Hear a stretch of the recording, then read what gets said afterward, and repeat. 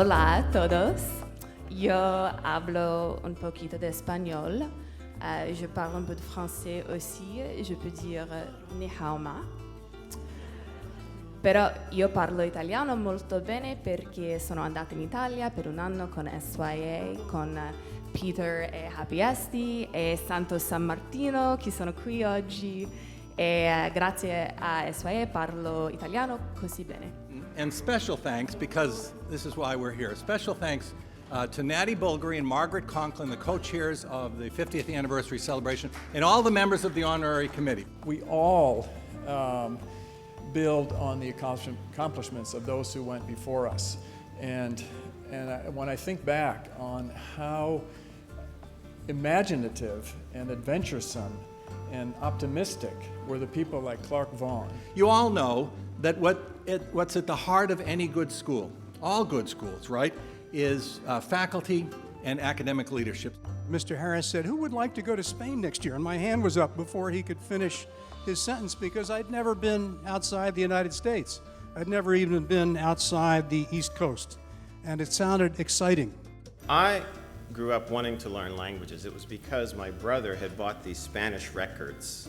When I was a kid, we used to listen to them and go, "Hola, ¿cómo estás? Muy bien, gracias. ¿Y tú?" Bien, gracias. And I said, I would just love to really be able to speak Spanish for real. There was no email. There was no internet. There was no Skype.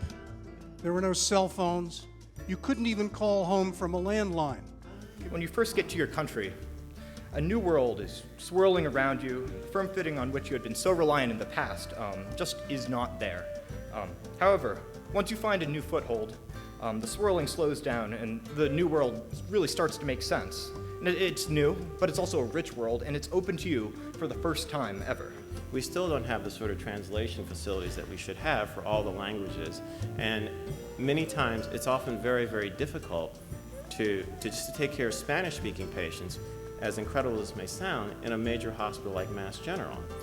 And when I come up and I take care of my patients in Spanish, people think, "Oh, wow, you speak Spanish." I'm like, "Oh, I mean, there are people who actually speak more than one language. More of us should do that." All of us at SY have really had our lives totally transformed by this experience. And I think we have a special responsibility, both as an institution, as a community, as individuals, to share those stories.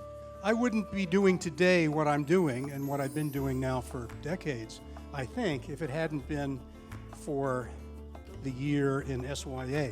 Given that all of us have had the experience of crossing borders, I would submit that we are most uniquely in a position to understand how to guide these border crossers with empathy and with understanding, because after all, we too have benefited from those who've decoded the world for us and have been generous with us when we didn't speak with the fluency of a native.